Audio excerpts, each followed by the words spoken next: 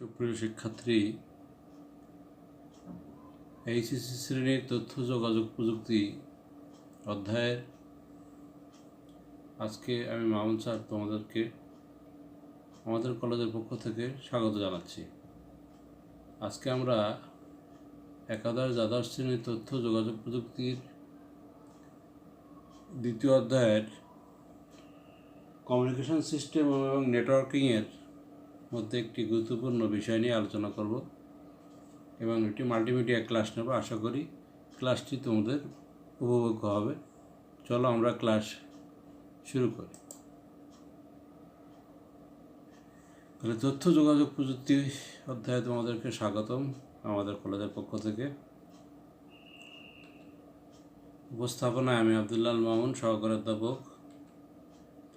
এখন দেখো, ছবিগুলো লক্ষ্য করো যে ছবিগুলোর মধ্যে একটা জিনিস দেখো, তার দেওয়া আছে এবং তারের মধ্যে দিয়ে একটা বিষয় আমরা দেখতে পাচ্ছি 0 1 0 1, অর্থাৎ 0 1 বিষয়টাকে আমরা বাইনারি সংখ্যা হিসাবে জানি, যে বাইনারি বিট 0 আর 1। দেখো বারবার 0 আর 1 0 1 1 বিভিন্ন তারের মধ্যে দিয়ে যাচ্ছে। তাহলে এখান থেকে বিষয়টা আমরা কি লক্ষ্য করি? দেখো, আবার একটা বিষয় আমরা দেখি যে 30% কমপ্লিট হয়েছে। দেখো, তার মানে কি গতিটা কতটুকু এটা বোঝাচ্ছে, যে কত পার্সেন্ট কমপ্লিট হলো। আমরা এটা বুঝি যে একটা ব্যাটারি কত পার্সেন্ট চার্জ হলো, বা একটা ছবি আপলোড দিলে বা ইউটিউবে এটা আমরা কিছু আপলোড দিলে কত পার্সেন্ট হলো। এই পার্সেন্টেজ বিষয়টাকে বোঝাচ্ছে, ছবি দিয়ে আমরা একটা আইডিয়া পাচ্ছি। গতি মানে কত পার্সেন্টেজ বলতে কি এটা গতি, এরকম গতির এই বিষয়টা বোঝাচ্ছে ছবি দিয়ে যতটুকু যা বোঝা যায়। তাহলে আমাদের আজকের পাঠ হলো ডাটা কমিউনিকেশনের ব্যান্ডউইথ।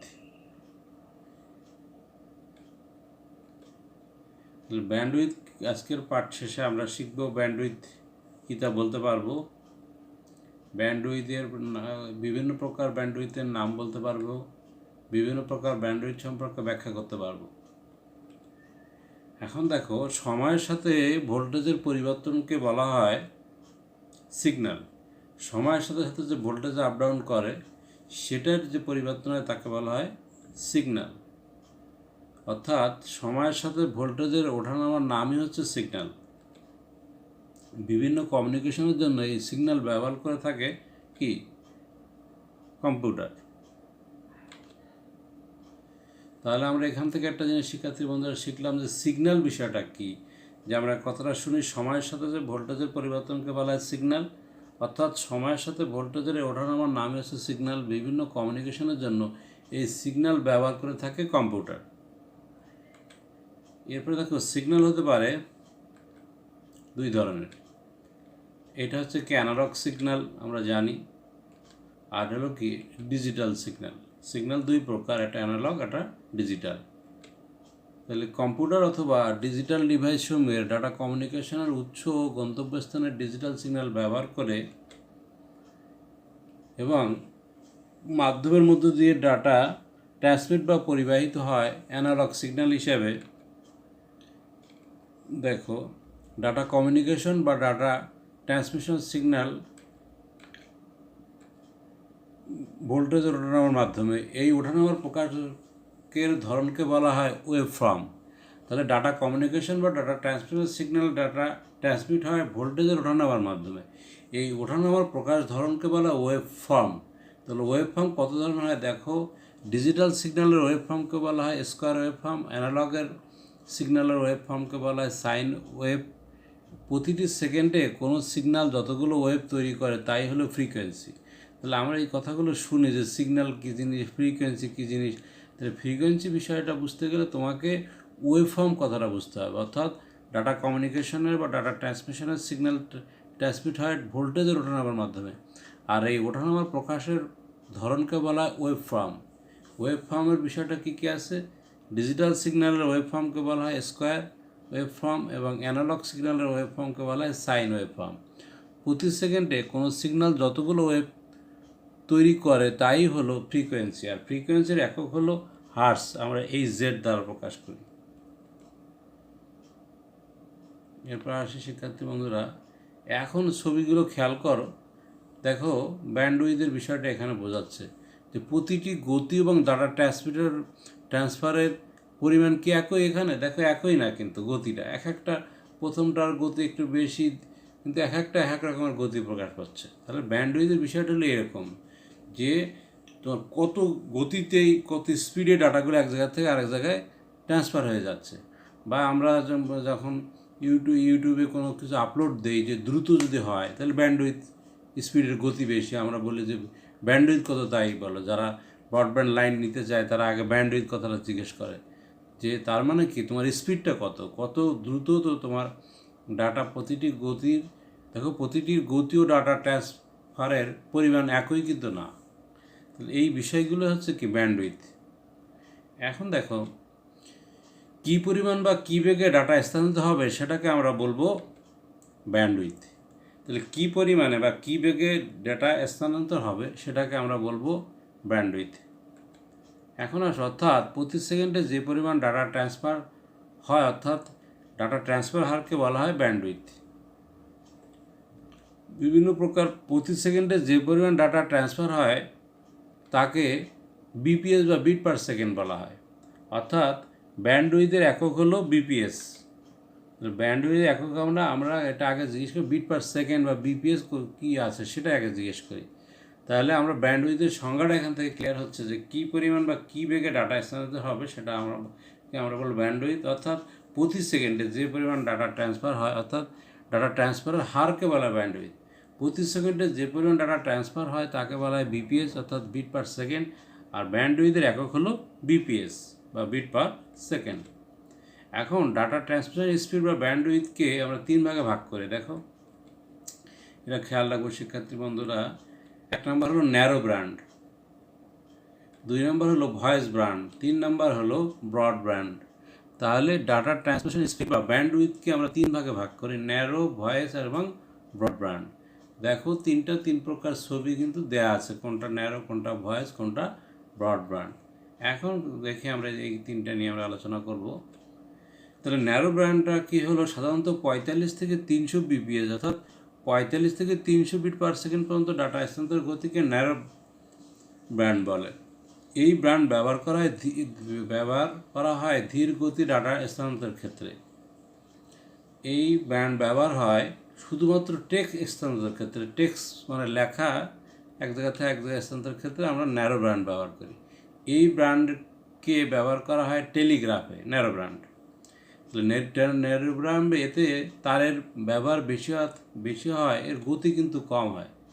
তাহলে ন্যারো ব্র্যান্ড সাধারণত ব্যবহৃত হয় টেলিগ্রাফে, এবং এখানে তারের ব্যবহার বেশি হয়, ডাটা স্থানান্তর গতি কম হয়। আগে আমরা দেখতাম যে এরকম টেলিফোনের লাইন টানা থাকতো, সেক্ষেত্রে কিন্তু তার স্পিডটা খুব কম হতো।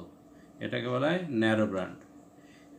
এরপর আসে ভয়েস ব্র্যান্ড। এই ব্র্যান্ডের ডাটা ট্রান্সমিশন গতি হলো 9600 বিপিএস পর্যন্ত হয়ে থাকে। এটি সাধারণত ব্যবহার করা হয় ল্যান্ড টেলিফোন লাইনে। তাহলে ল্যান্ড টেলিফোন লাইনে আমরা ভয়েস ব্র্যান্ড ব্যবহার করি, যার বিপিএস 9600। এগুলো খেয়াল রাখবো, অনেক সময় এমসিকিউ দরকার। এটা সাধারণত ল্যান্ড ফোনের লাইনে ব্যবহার করা হয়। এছাড়াও এটা ব্যবহৃত হয়ে থাকে কম্পিউটার থেকে প্রিন্টারে ডাটা স্থানান্তরের ক্ষেত্রে। দেখো ওই যে কম্পিউটার থেকে প্রিন্ট দিচ্ছি আমরা, প্রিন্টের ক্ষেত্রে ব্যবহার করা হয়। তারপরে কিংবা কার্ড রিডার থেকে কম্পিউটারে ডাটা স্থানান্তরের ক্ষেত্রে। তাহলে কার্ড রিডার থেকে আমরা কম্পিউটারে ডাটা ট্রান্সফারের ক্ষেত্রে এই ভয়েস ব্র্যান্ড এটা ব্যবহার করি। তারপরে এটার উচ্চ গতি সম্পন্ন ডাটা স্থানান্তর ব্যান্ডউইথের, যার গতি কমপক্ষে 1 MBPS, অর্থাৎ মেগাবিট পার সেকেন্ড, অর্থাৎ আরও উচ্চ গতি গিগাবাইট পার সেকেন্ড হয়ে থাকে ব্রডব্যান্ড। তাহলে এই ব্যান্ড ব্যবহার করা হয় টেক্সট, ইমেজ, অডিও, ভিডিও স্টোরেজের ক্ষেত্রে। তাহলে ব্রডব্যান্ডের ক্ষেত্রে কিন্তু এটা এর কারণে টেক্সট, ইমেজ, অডিও, ভিডিও ইত্যাদি স্টোরেজের ক্ষেত্রে ব্রডব্যান্ড ব্যবহার হয়। এটা কমপক্ষে 1 MBPS থেকে শুরু করে উচ্চ গতিসম্পন্ন জিবিপিএস মানে গিগাবিট পার সেকেন্ড পর্যন্ত হয়ে থাকে। এখন ব্রডব্যান্ড ডেটা ট্রান্সমিশন সাধারণত ব্যবহার করা হয়, দেখো কোএক্সেল কেবলে। এই কোএক্সেল কেবলটা ডিশ লাইনে ব্যবহার করা হয়। আর একটা হলো অপটিক্যাল ফাইবার, দেখো আর একটা হলো অপটিক্যাল ফাইবারে ব্যবহার করা। ব্রডব্যান্ড আমরা 2 জায়গায় ব্যবহার করি। একটা হলো কোএক্সেল কেবলটা, ওটা দেখো যে বাসায় আমরা যে ডিশ লাইনের তারটা নেই, এই তারটা খেয়াল করে দেখবা যে এরকম তার কোএক্সেল, আর অপটিক্যাল ফাইবারের ক্ষেত্রে এটা ব্যবহার করা হয়। তাছাড়া এই ব্যান্ড ব্যবহার করা হয় স্যাটেলাইট কমিউনিকেশনের ক্ষেত্রে, দেখো ছবিতে বোঝা যাচ্ছে সেক্ষেত্রে বন্ধুরা, এবং মাইক্রোওয়েভ কমিউনিকেশনও এটা ব্যবহার করা হয়। ছবিতে আমরা দেখছি এগুলো স্যাটেলাইটটা উপরে থাকে, আর স্যাটেলাইট থেকেই দেখো মাইক্রোওয়েভের ডাটা ট্রান্সমিট হয়। এখন আমরা শিখলাম কি সেই বিষয়টা একটু দেখি। ব্যান্ডউইথ কি, দেখো আমরা ইজিলি অ্যান্সার করতে পারবো যে ডাটা প্রবাহের হারকে বলা হয় ব্যান্ডউইথ। এখন আমরা বিষয়টাকে যদি আমরা ভাগ করি, হাফ ডুপ্লেক্স মোড অভিনয় করে দেখাও আর ফুল ডুপ্লেক্স মোড অভিনয় করে দেখাও। হাফ ডুপ্লেক্স মোডটা হলো অকি টকি, আর ফুল ডুপ্লেক্স হলো মোবাইল। তাহলে ফুল ডুপ্লেক্স বিষয়টা হলো কি, উভয় পক্ষ থেকে কথা বলবে, কথা বলা কথা শোনা একটা টাইমে হবে। কিন্তু হাফ ডুপ্লেক্সটা তুমি কথা যখন বললো আমি তখন শুনবো, আবার আমি যখন কথা বলবো তখন তুমি শুনবো, দুইজন একসাথে কথা বলা বা শোনা দুটো যাবে না। অর্থাৎ হাফ ডুপ্লেক্সের উদাহরণটা হলো অকিটকি, আর ফুল ডুপ্লেক্সের উদাহরণটা হলো আমরা যে মোবাইল ব্যবহার করি এটা। তাহলে আমরা এখন এই বিষয়গুলো আমরা মুখস্থ করব। ডাটা ট্রান্সমিশন মোড বলতে কি বুঝি এটা বলতে পারবা তোমরা এখন। সিমপ্লেক্স কি, হাফ ডুপ্লেক্স কি, আর ফুল ডুপ্লেক্স কি। সিমপ্লেক্স শুধু একদিকে ডাটা যাবে, প্রেরক থেকে প্রাপকের কাছে যাবে, প্রাপক থেকে প্রেরকের কাছে যাবে না। আর হাফ ডুপ্লেক্স আর ফুল ডুপ্লেক্স তুমি বলেই দিলাম, এগুলো আমরা ভাষায় পড়ে ফেলবো। আর কোন ট্রান্সমিশন মোডটি অধিক কার্যকরও মূল্যায়ন করা, তাহলে এর মধ্যে ফুল ডুপ্লেক্সটাও বেশি কার্যকর। তাহলে ডাটা ট্রান্সমিশন মোডকে আমরা 3 ভাগে ভাগ করি, simplex, half duplex, full duplex. সিমপ্লেক্সটাও একদিকে প্রেরক প্রাপকের কাছে পাঠাবে, কিন্তু প্রাপক প্রেরকের কাছে পাঠাবে না, একদিকে যাবে শুধু। আর হাফ ডুপ্লেক্সটা হলো কি, দুই দিকে যাবে, কিন্তু প্রেরক যখন পাঠাবে প্রাপক তখন শুধু শুনবে, আবার প্রাপক যখন পাঠাবে প্রেরক তখন শুনবে, এইরকম। আর ফুল ডুপ্লেক্স দুটো একটা টাইমে হবে। তাহলে এগুলোর মধ্যে সবচেয়ে বেশি কার্যকর হলো ফুল ডুপ্লেক্স, আমি বলেই দিলাম। তাহলে আমরা ইউনিকাস্ট, মাল্টিকাস্ট, ব্রডকাস্টের মধ্যে তুলনামূলক এটা আলোচনা, তোমরা এটা পড়বা। ইউনিকাস্ট কী জিনিস, মাল্টিকাস্ট কী জিনিস, ব্রডকাস্ট কী জিনিস, এদের মধ্যে পার্থক্যটা পড়ে ফেলবো আমরা বাসায়। তাহলে আজকে আমার চ্যানেল, ইউটিউব চ্যানেল আমাদের কলেজ, মামুন স্যার, ওদেরকে সবাইকে ধন্যবাদ জানিয়ে, এবং আমার চ্যানেলটাকে সাবস্ক্রাইব করবা যারা করো নাই, এবং তোমাদের বন্ধুবান্ধবের কাছে শেয়ার, লাইক, বেল আইকনে টিপ দিবা যাতে অন্যরা এই ক্লাসগুলো দেখতে পারে। তাহলে সবাইকে আবারও ধন্যবাদ জানিয়ে আমাদের কলেজের পক্ষ থেকে আমি মামুন স্যার আজকের মতো বিদায় নিচ্ছি। আল্লাহ হাফেজ।